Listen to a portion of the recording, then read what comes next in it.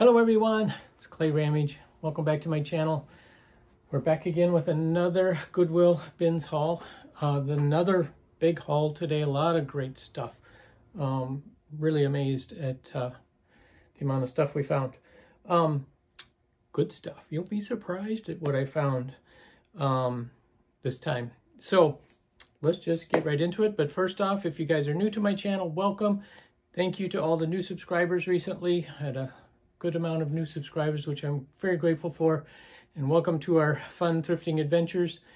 Thank you to all my old subscribers and viewers and friends that we've developed over the last year, almost a year since I started this channel, which is pretty amazing. Anyway, but yeah, just thank you all. And let's just get right into it. I will start with what's right in front of me, which are some nostalgic things for me, going back to vintage Hot Wheels. I got 3 of these Hot Wheels buildings. Here's another one. This one has the pictures on it.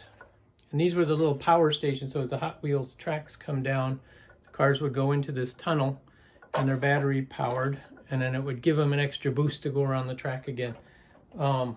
I didn't happen to have one of these, but I had friends that had these. I always wanted them. These are pretty cool.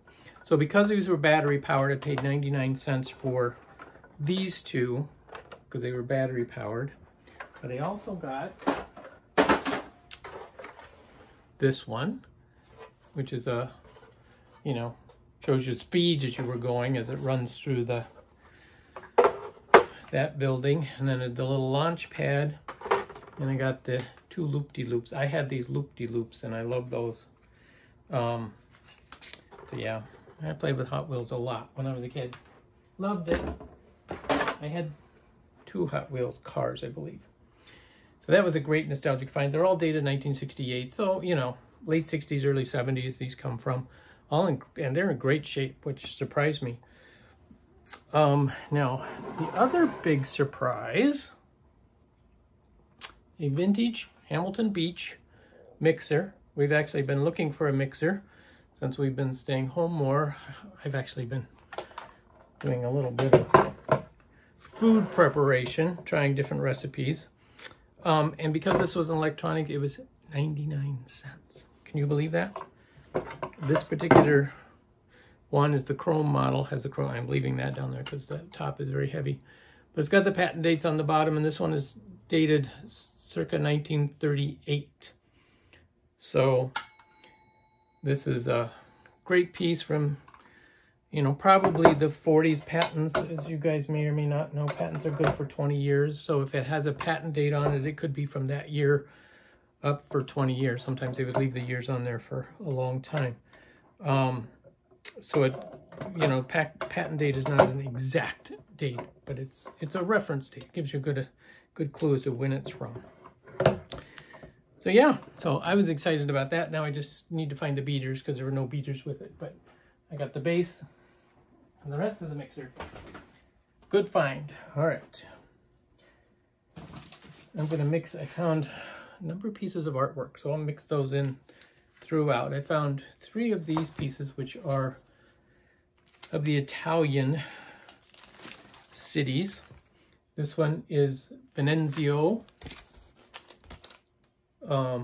Napoli, and then this one is Florence. So 3 different Italian scenes, and they were still in these sleeves. They were never framed. There was one that was framed that was in here of the same series, but I didn't grab it. I just grabbed the ones without the frames. And these are this particular artist.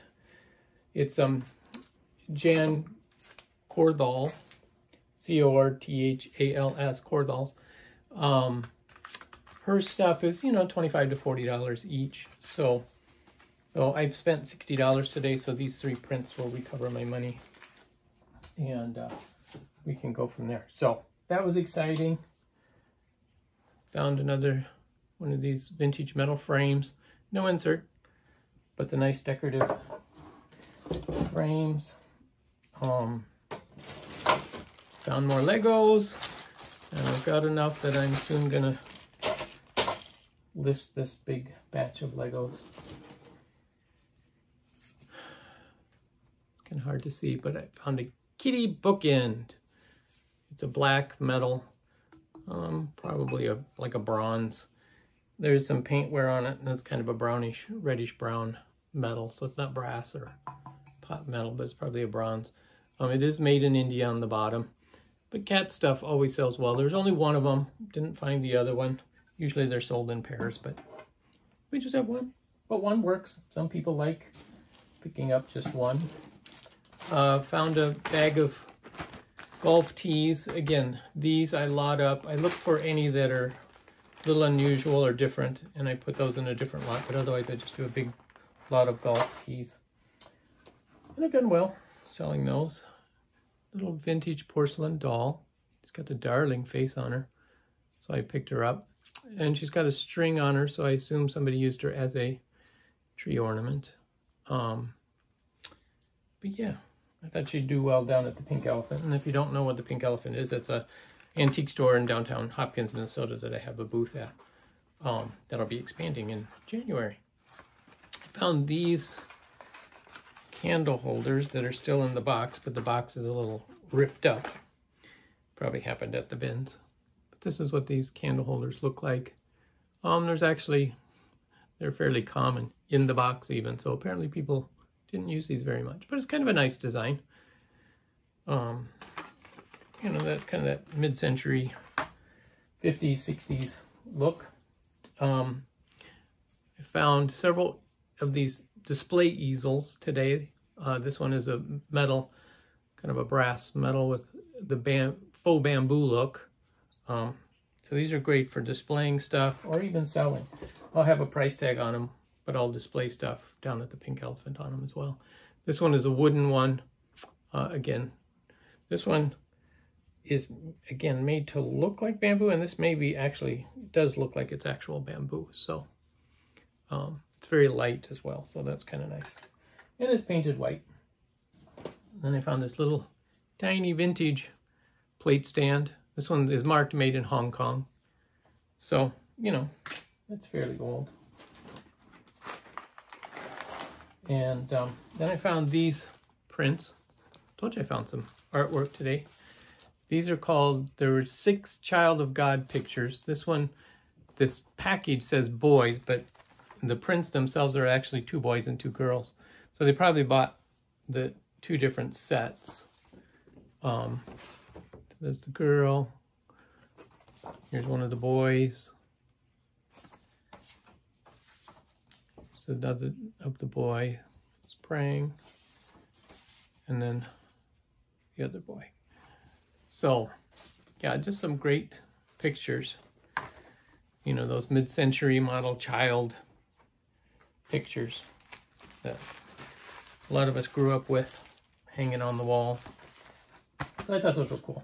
I grabbed those. Oh, picked up some little package of sandpaper, really fine grit sandpaper. Oh, let's see. I found a tie. As you guys know, I don't do much with clothes, but if I see high-end ties, you know, designer labeled ties, I pick them up. But this particular one is a Johnny Carson tie. That's why I grabbed it. His ties are not extremely collectible, but to throw this in with some of my other ties, I thought would be a good addition. So I did that.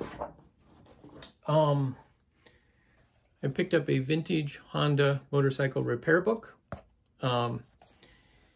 Again, this is for motorcycles from 1965 to 1976.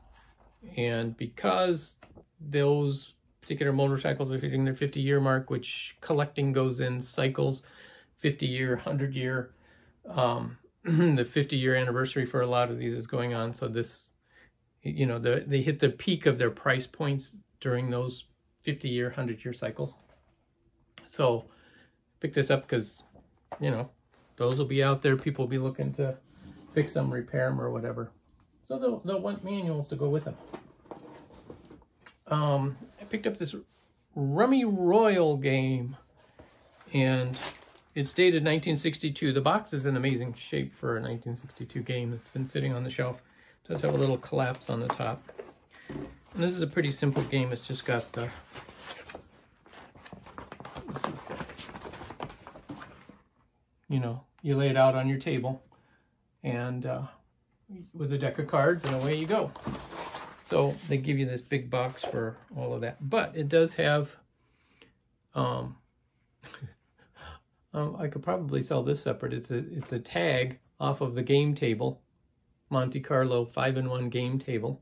Somebody may be looking for that if they have the Monte Carlo table. And then there's a spinner in here. So and this other mat. So these are things that weren't in the original game. This is another one, Trilogy. So I got a bonus. I got extra supplies in here. So we'll see what to do with all of this. But that was kind of a fun little game. But sometimes people, just the graphics on the games are great. Sometimes people collect them just for the box. Picked up some more display items. These are those little teacup saucer display stands. There are 3 of those. So I picked up those. This was I found this brass stand. And on the bottom, it says, Great City Traders made in Hong Kong. So I thought it was nice. And then I saw, you know, I thought there's got to be something that sits in it. So then I saw this big black granite ball.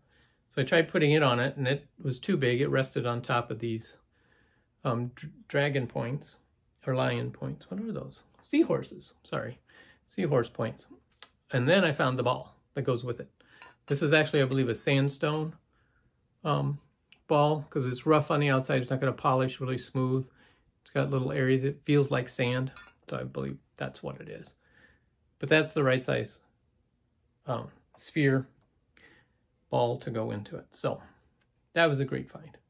And there's one listed on eBay right now for $49. It's a different stone, but similar item. And then this was the item that made me hunt and peck. Because I found first just the case and these 2 posts. There was no mirror in there. And so I thought, oh, that looks like a piece of doll furniture. And there were no drawers. So I kept searching through the bin till I found the 2 drawers and the mirror to make a complete little doll dresser set, which is cool. But that's not all. It's actually a music box. Guess if I wind it. And it plays Gloryland. So I thought that was pretty fun. Little music box. Dollhouse furniture. Okay. We'll turn it off now.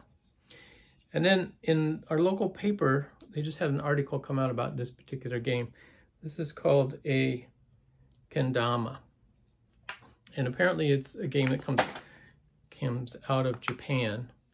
And there's different tricks and things you can do with these. I have no idea what they are. But there's a local Minnesota man who's promoting it in the US.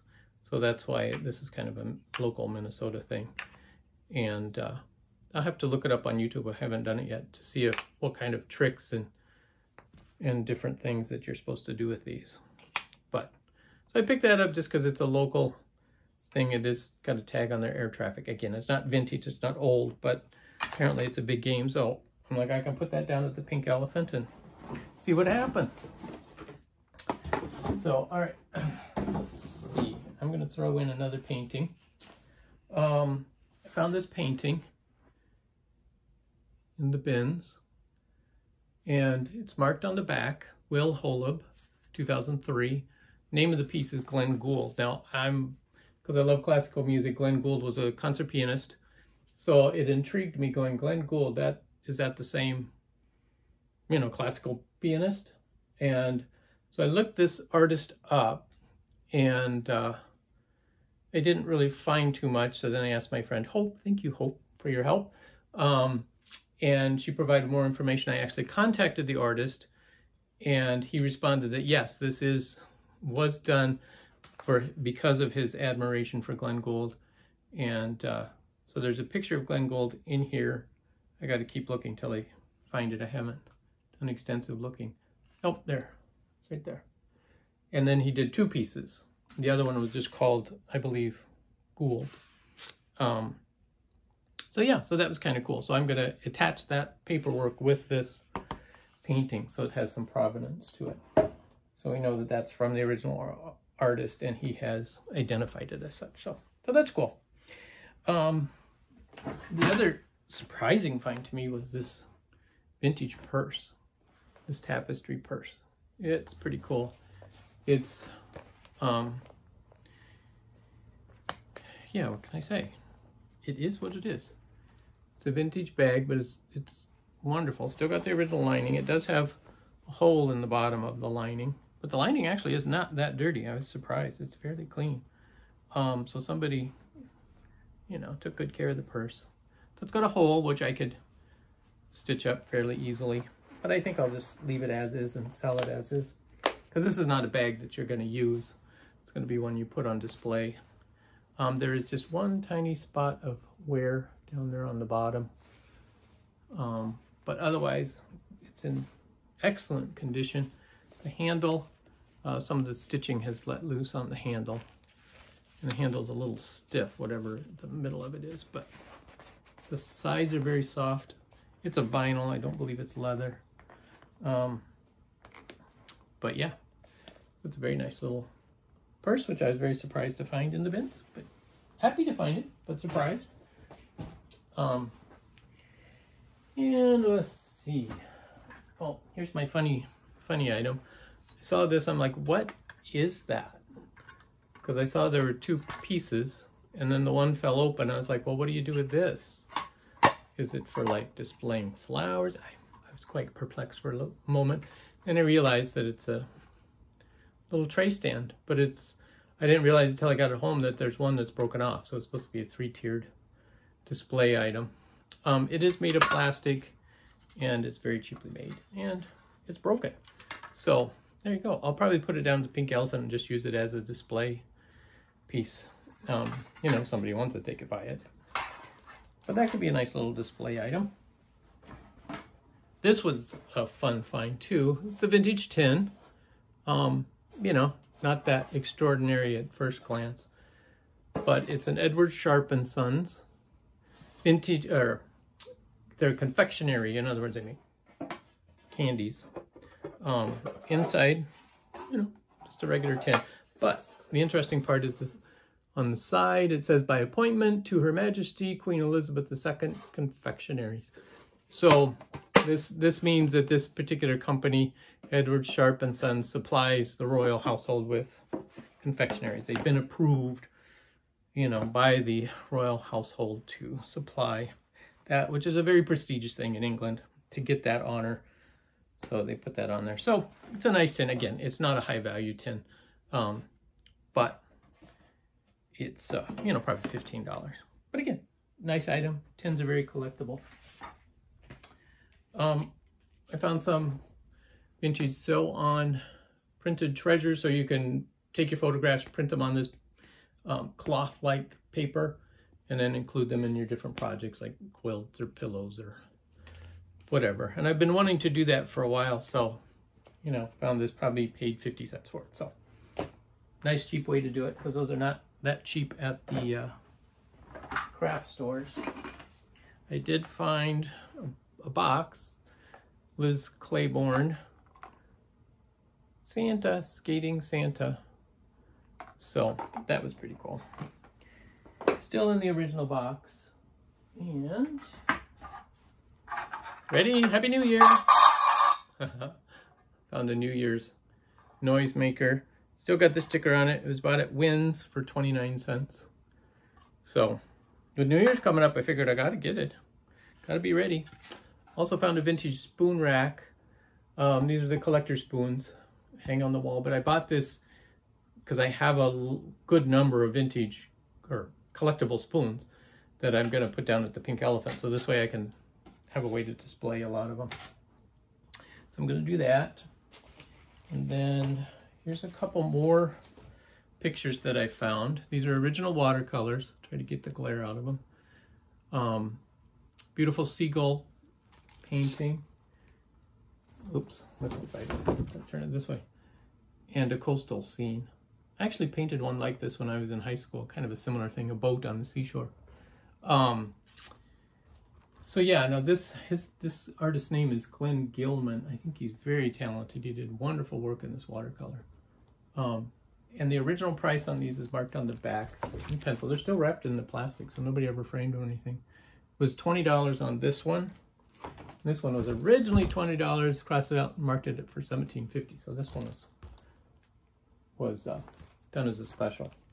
But he's listed as a New York artist, or living in New York when he sold these. So those were some great finds.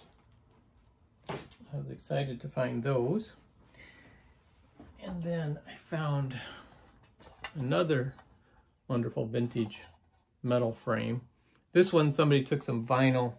This is just a vinyl sticker. First I thought it was paint, but it's a vinyl sticker that they put on their welcome. So it may have been used at a, you know, either a vintage store or like a bed and breakfast or a vintage house that somebody might have had that in their entryway with that welcome on there. I'll use a heat gun and peel that off because the print behind it is quite lovely. And then I found this box. It's a, you know, paper covered box, and then it had these paper covered boxes in it. At first I was like, what in the world is this? I thought maybe it's just a box of boxes. Then I opened up the box, and inside were these little figurines. So this guy is playing like a little xylophone type instrument. So then I thought, well, are they all the same or are they different? And each box is individually papered. In other words, they are hand done in the way that they're covered. And then there's this guy who's a drummer. And you can see with the plastic. So basically there's 6 different musicians. They all look the same as far as the guy. They don't have different faces or anything like that. They all are painted almost exactly the same. And here's a guitarist. So yeah, so it's a little figurines. And at first I wasn't sure where they were from, but the closer I look at them, I think they are probably either Indian, you know, somewhere around there from country of India. Probably a souvenir piece. You know, they bought it at a market somewhere. There's no markings. There's no anything on it other than on the back somebody wrote in a pen green. So who knows what that means. But I just thought it was kind of fun, something different. You usually don't see those kind. You see a lot more of the Chinese figures and stuff. But yeah, so that was kind of a fun find. And that I'm just looking around at because I feel like I'm forgetting something. I probably am. Because it's been a few days since I brought this haul home, and usually I film them right away. And anyway, I don't need to get into all of that. But anyway, so that's what we have for now. And thank you guys so much for watching, and we'll catch you next time. Bye.